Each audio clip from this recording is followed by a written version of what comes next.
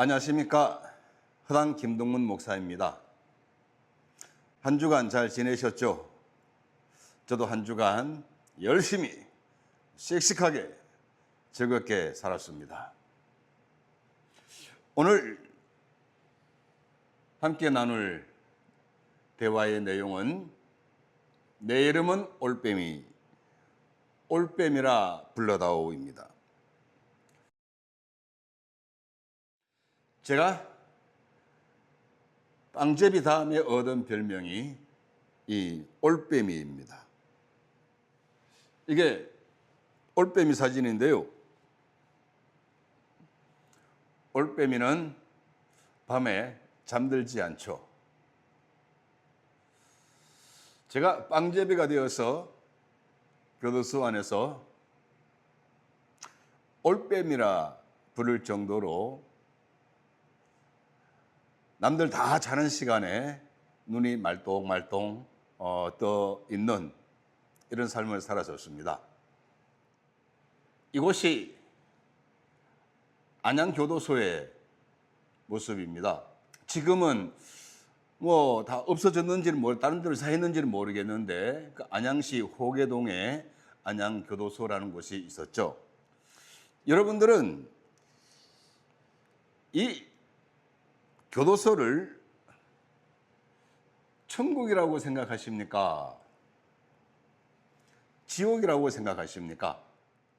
미련한 질문을 하죠. 네, 미련한 질문 맞습니다.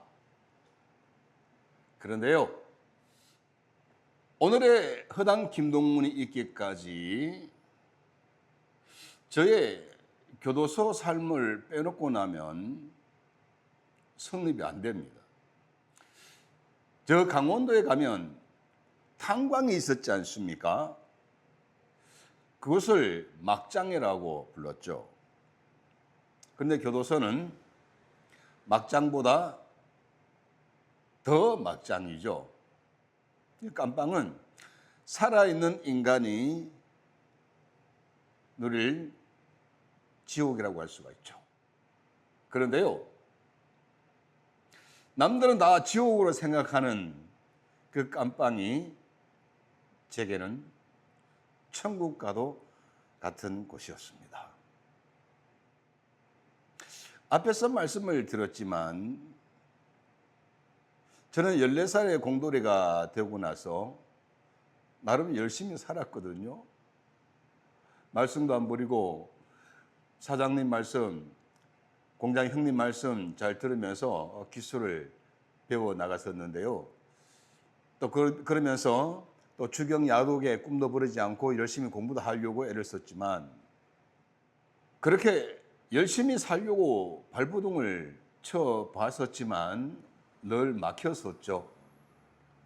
그래서 사고도 쳐서 별을 3개나 달게 되었고, 이 별을 3개 달게 된 곳이 바로 이 안양교도소였습니다. 그곳이 저에게는 천국과 같은 그런 곳이었다라고 말씀을 드릴 수 있습니다. 여기서는 먹을 거, 입을 거, 잠잘 거 다 해결해 주잖아요. 그리고 무엇보다도 제가 그렇게 공부를 하려고 했었는데 사회에서는 번번이 막혔지만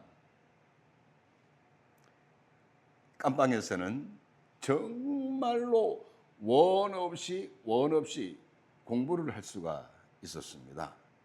그 무엇보다도 더 중요한 것은 제가 깜빵에서 하나님을 만나고 거듭났죠. 인생이 바뀌었죠.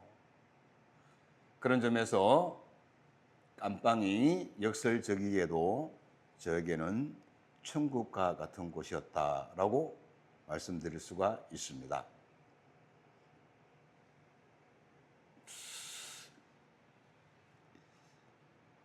이거는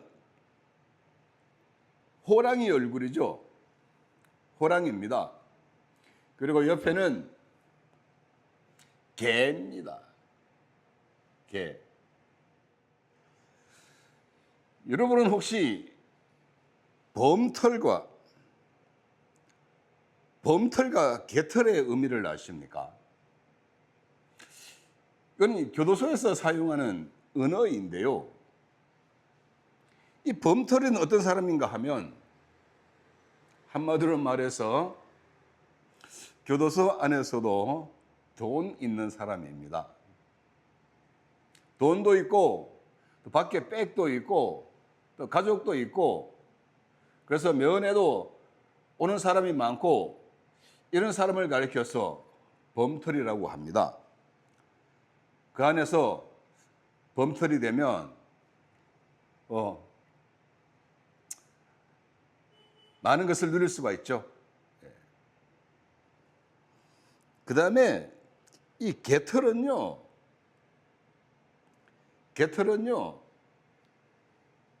바로 저 같은 사람을 개털이라고 합니다.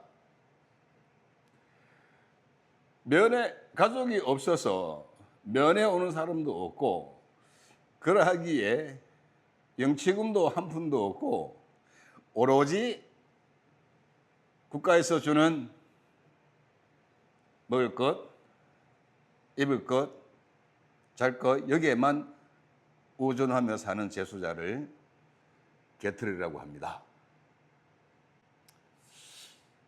이 범털과 개털, 사실 교도소 안도 따지고 보면 사회 구조의 축소판이에요. 있는 사람은 살만하고 없는 사람은 정말 죽을 마신 곳이잖아요. 이 세상이라는 곳이.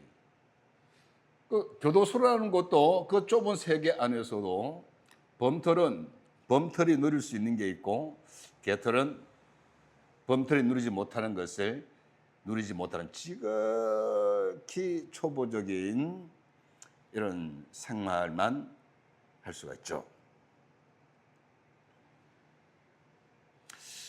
그렇게 개털로 살던 허당 김동무는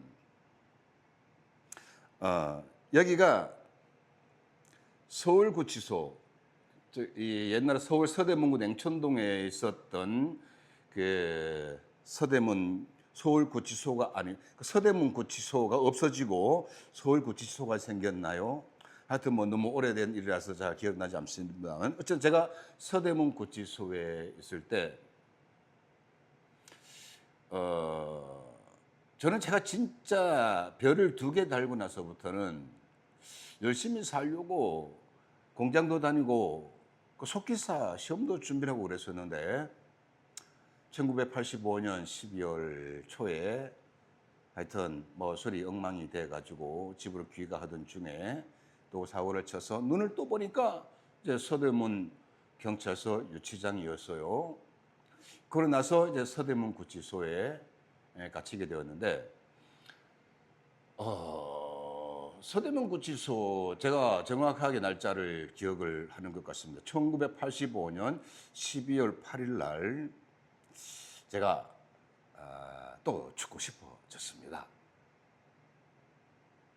살아서는 안 될 것 같더라고요. 그래서 남들 잘 때 몰래 구치소 화장실 구치소 뺑기통이라고 하는데요. 그 뺑기통에 들어가서 이제 러닝을 찢어가지고 만든 끈으로 이제 목을 매달려고 했죠. 교도소에서는 죽을 수 있는 방법이 거의 그게 거의 유일하거든요. 하여튼 그래서 이제 그렇게 죽으려고 하던 순간에 갑자기 눈물이 빵 터졌어요. 제가 옛날에 전도를 받은 적이 있거든요. 한창 힘들게 살 때인데 예수 믿고 교회 나오라 그러더라고요.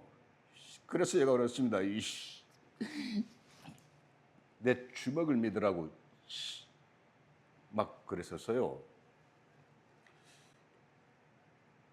그러면 그때 전도했던 사람이 뭐라 했는가 하면 이제 하나님 아버지는 탕자도 반겨주신대요.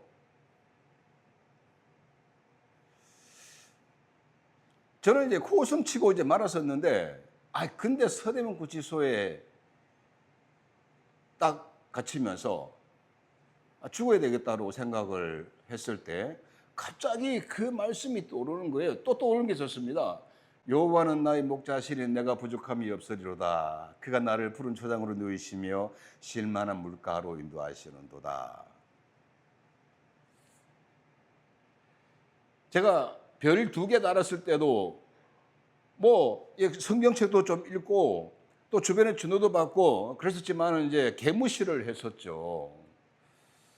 그래서 길거리에서 전도를 받으면서 들었던 탕자도 환영하시는 아버지, 또 목자 되어주시는 하나님, 이게 죽으려는 찰나에 말씀이 팍 떠오르면서 갑자기 눈물이 펑펑 쏟아지는 거예요.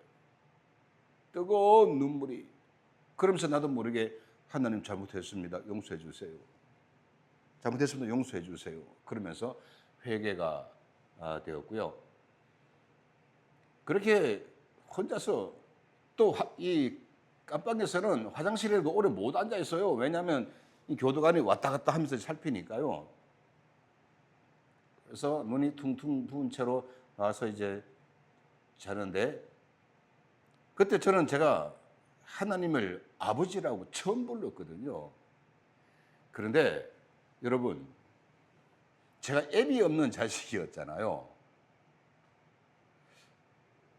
그 애비 없는 자식에게 있어서 아버지라는 단어는 잊혀진 단어고 존재 자체도 잊혀진 존재인데, 제가 이 하나님을 아버지라고 부르고 나서 얼마나 감격했는지 모릅니다.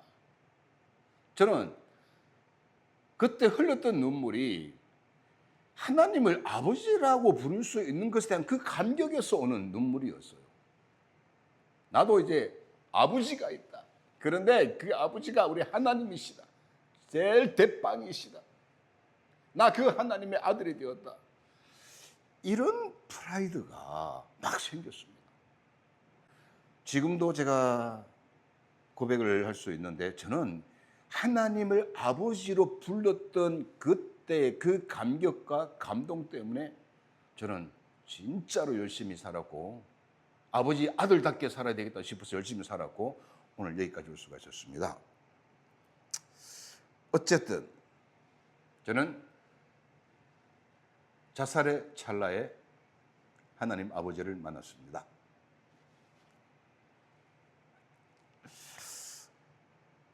두 번째는 제가 당시 제가 서대문 구치소에서 이제 기소가 되어서 이제 안양교도소로 이제 이송이 되고 안양교도소에서 이제 재판을 받게 되었는데, 그때 저의 사건을 맡은 부장 판사님이 바로 이재훈 재판장님이셨습니다. 개털 빵집의 주제에 제가 이재훈 판사님과 한판 승부를 벌였거든요. 뭐 잘 아시겠지만 돈이 있어서 변호사를 선임하면 그 변호사 덕에 좀 형기도 좀 깎이고 못 나올 것도 나오게 되고 그럴 수가 있잖아요. 그런데 이 부모도 없고 직업도 없고 집도 없고 뭐 아무것도 없는 사람은 오히려 더 가중 형벌을 받기가 쉬워요. 실제로 그렇고요.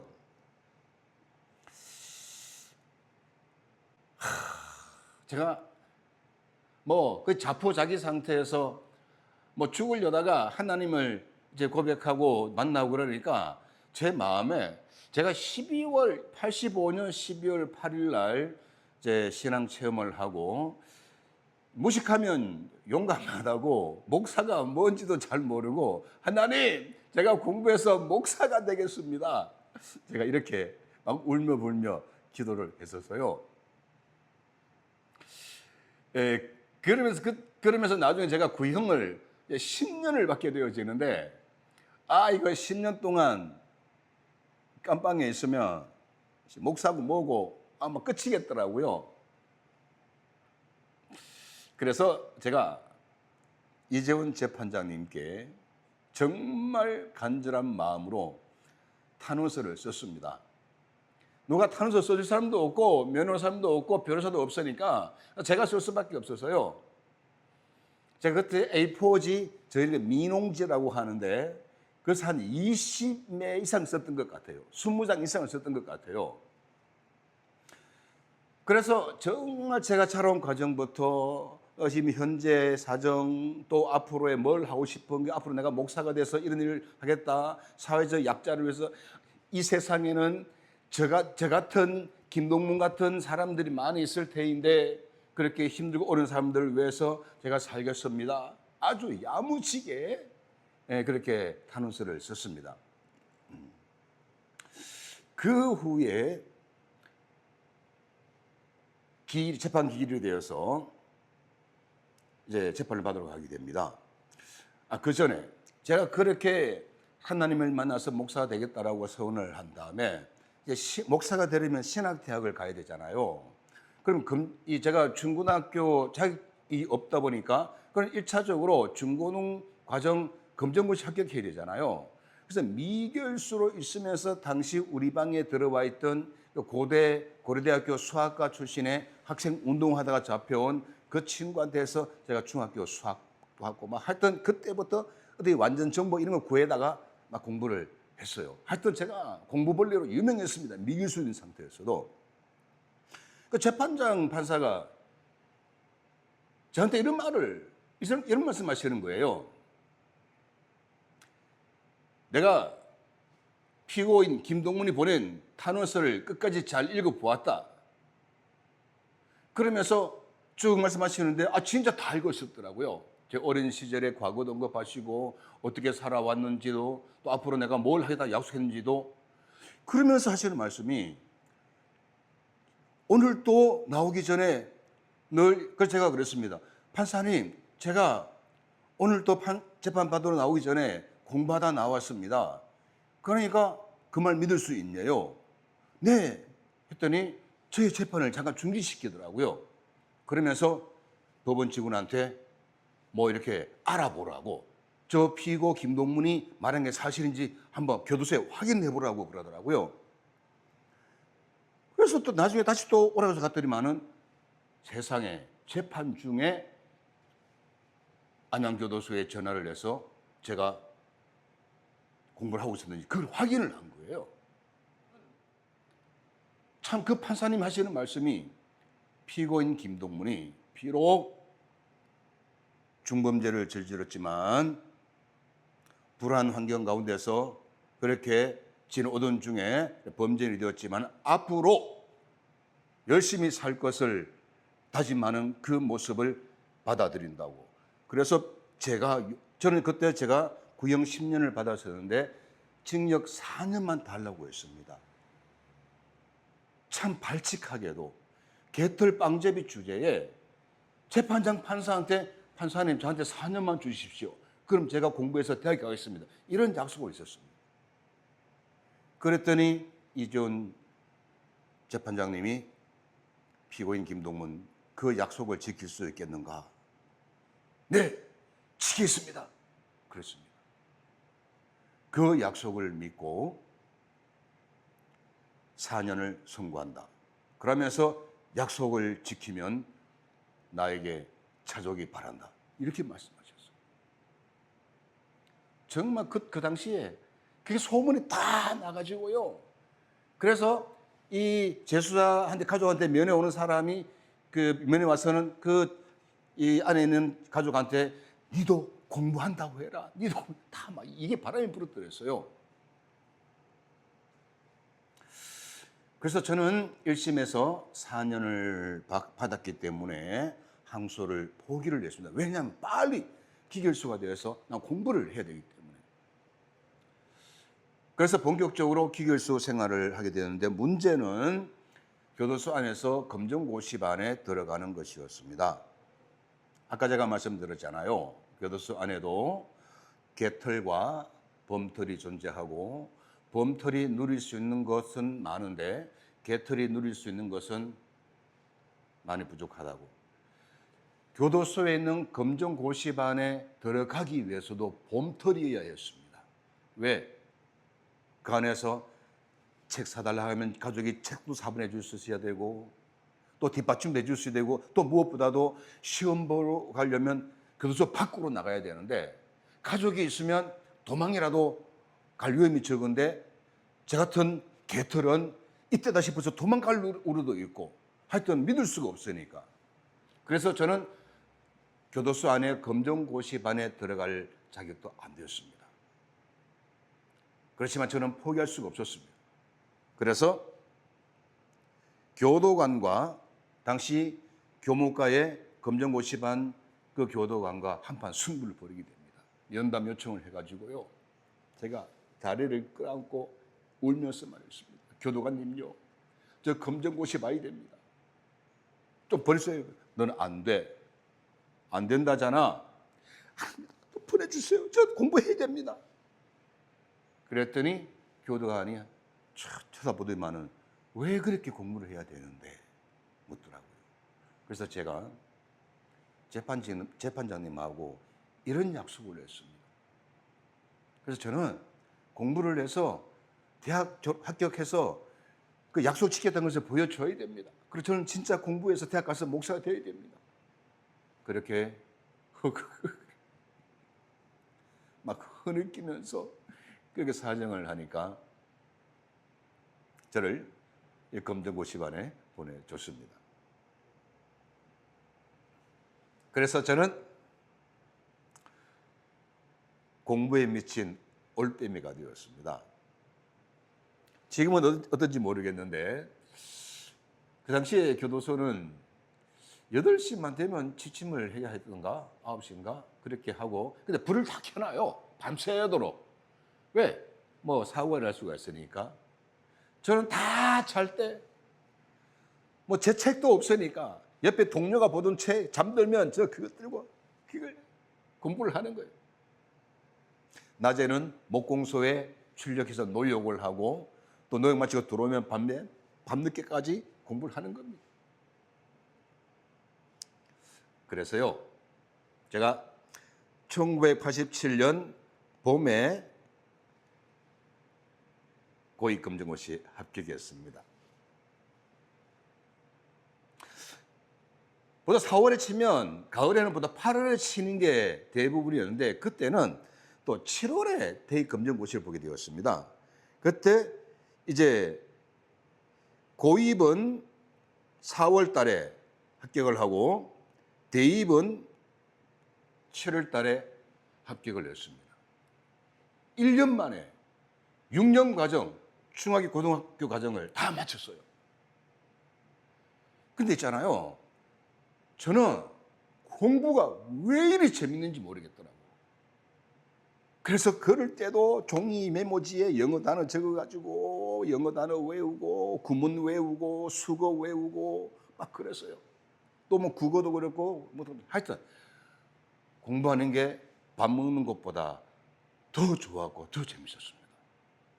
그런데 대입검정고시 준비를 하는데 수학은 넘사벽이더라고요. 도저히 해결이 안 돼요. 그런데 어떻게 하다 보니까 잘 찍었는지 그것도 그만 덜컥 합격을 해서 1년 만에 고입과 대입 검정고시를 합격을 했고요.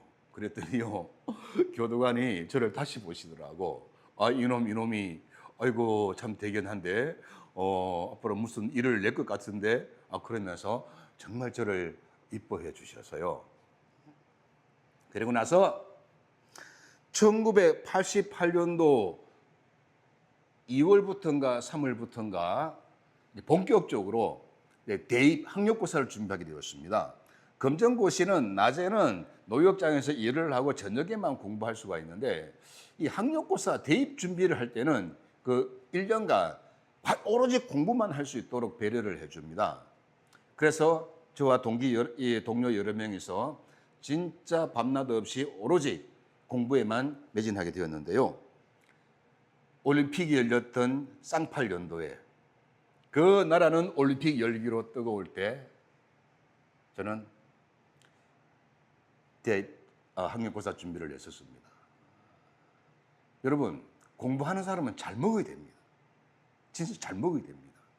그래서 교도소 안에도요, 학력고사를 준비하는 동료들은요, 웬만큼 집안에서 받쳐주기 때문에 뭐 닭 파우치, 비타민 뭐 등등 이런 영양 보충을 할 수 있는 이런 걸 많이 먹어요.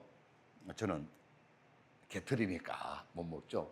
또 신간 참고서 또 입시 관련 이런 책들을 많이 보내줘요. 저는 그게 안 되니까 뭐 옆에서 이제 볼 수밖에 없었고, 또 그 당시에 일주일에 한 번씩 들어와서 성경 공부를 가르쳐 주셨던 믿음의 어머니 김영숙 전도사님이십니다. 한국가정문화원의 두상달 장로님의 아내이시고 또 전도사셨는데, 그분이 일주일에 한 번씩 저희한테 와서 신앙 지도를 해주시면서 그분 따님이 마침 학력고사를 준비하고 있었기 때문에 그분 따님을 모의고사집이라든지 이런 것들을 저에게 많이 가져다 주셨습니다. 그래서 1989년에 총신대 신학과에 합격을 했습니다. 빵제비 송충이 어린 김동문이 자라서 소년 공돌이가 되었고, 그 소년 공돌이는 삶의 무게를 이기지 못해서 청소년이 되어 빵제비가 되었고, 그 빵제비가 올빼미가 되더니 밤낮없이 공부에 매달려서 드디어 총신대 신학과에 합격을 했습니다. 1985년 12월 11일, 12월 8일 그때 정말 이제는 도저히 살 수 없다, 죽어야 되겠구나 하던 그 순간에 탕자도 회개하면 받아주시는 아버지, 또 나의 목자 되어주시는 하나님, 저는 그 하나님을 아버지라 부를 수 있는 것에 너무 감격하고 감동을 했었고, 하나님 믿은지 예수를 믿은지 3일 만에 무식한 사람이 담대하다고 아무것도 모른 채 목사가 되어서 사회적 약자를 위해서 살겠다라고 서원을 했습니다. 그래서 재판장 판사한테도 그걸 이야기하면서 징역 4년만 달라고 했고, 약속을 지키라고 했고, 그 약속을 지키고 나니까 2년 6개월 정도 걸렸습니다. 징역 4년을 받았었는데 하여튼 3년이 채 안 걸렸던 것 같아요.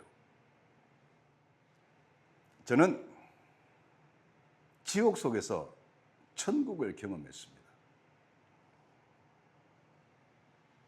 또 할 수 없었던 것을 할 수 있었습니다. In Christ, 예수 그리스도를 믿는 믿음 안에서 지옥에서 천국을 경험했고, 할 수 없었던 것을 할 수 있었습니다. 제가 좋아하는 문구입니다. 둠 스피로 스페로, 숨 쉬는 한 희망이 있다. Nothing is impossible. 불가능은 없다. 그저 입에서 침도 안 바르고 나오는 말이 아닙니다. 저는 경험했습니다. 예수 그리스도 안에서. 다음 주에 뵙겠습니다. 한 주간 평안하십시오.